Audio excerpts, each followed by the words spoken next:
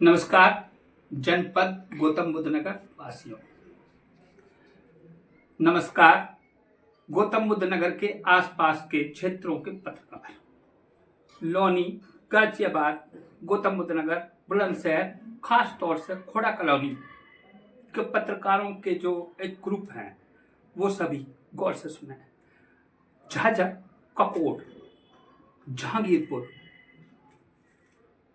जेवर में जो भी छोटे छोटे पत्रकारों के ग्रुप हैं, मैं उन सब से बुलंदशहर, यूं कहें कि पूरे उत्तर प्रदेश या फिर कहूं देश भर के हिंदी भाषी क्षेत्र के ईमानदार और नेक नियत वाले पत्रकारों, हमारे यहाँ नोएडा में एक नोएडा मीडिया क्लब नाम की संस्था है और ये एक नहीं है, ये ग्रेटर नोएडा में भी है। मैं आज तक जिक्र नहीं कर रहा था।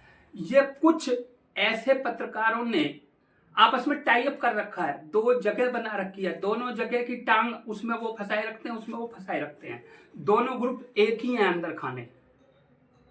और ये पत्रकारों का वो ग्रुप है जो माफियाओं, चंद शब्दों में समझ लें, जो माफियाओं और गैर कानूनी गतिविधियों में संलिप्त लोगों के साथ जुड़ा रहता है।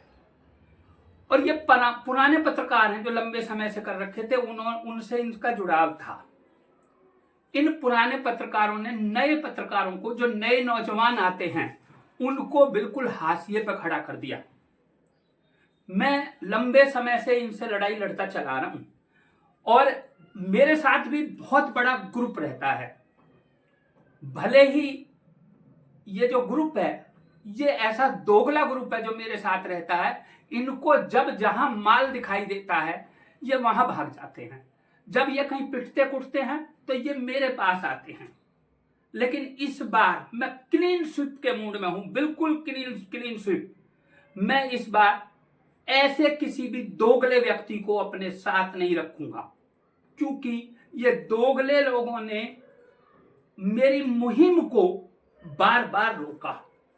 मैं चाहता हूं कि ये जो काजल की कोठरी है, जो काले धन का खजाना है, ये जो प्रेस क्लब है, ये काले धन का खजाना है और ये इसमें इसको होल्ड करते हैं 20 से 50 लोग, जिनके पास बड़ा मोटा हिस्सा है।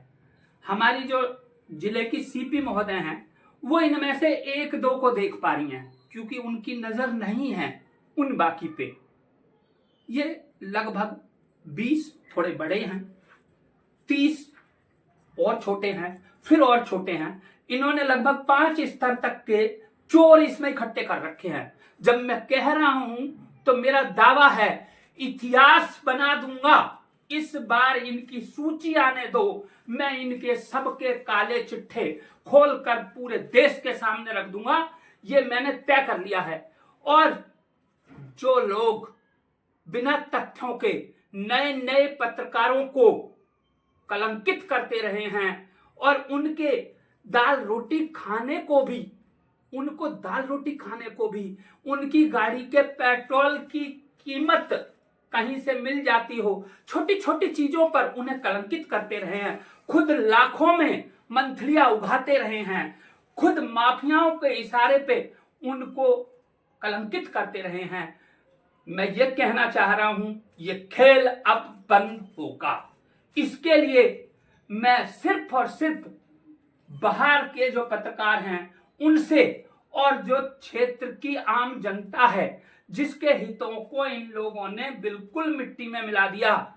इन्होंने हर थाने को कब्जे में लिया हुआ है, हर चौकी को कब्जे में लिया हुआ है। मैं यहां यह भी कहना चाह रहा हूं, थाने चौकियों में बैठे पुलिस अधिकारी और कर्मचारी, ऊपर से नीचे तक के कर्मचारियों से अपील करना चाहता हूं कि इन ऐसे अपराधियों को, ये अपराधी हैं, मैं खुल के कह रहा हूं, इनके खिलाफ एफआईआर दर्ज होती हैं। पुलिस दबाव में एफआईआर लगा देती है तो ये फिर अच्छे वाले बने रहते हैं कि देखो हम तो निर्दोष हैं।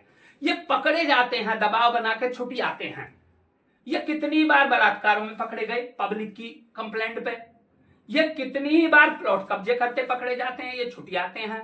ये पत्रकारिता के झगड़े नहीं होते इनके प्लॉट कब्जे करने के होते हैं। इनको, गजब की बात है, इनको शासन ने हथियारों तक के लाइसेंस दे दिए। पत्रकारिता में कौन से हथियारों की जरूरत पड़ रही है, आज तक मेरे पास नहीं है। आपको ताज्जुब होगा कि मेरे पास कोई लाइसेंस नहीं है और मुझे कोई खतरा नहीं है। इन्हें काय के खतरा है? इन्हें खतरा है, इन्हें माफियाओं के साथ कदम से कदम मिलाकर उनके साथ काम करना होता है। ये आम जनता में भय व्याप्त कर रखा है।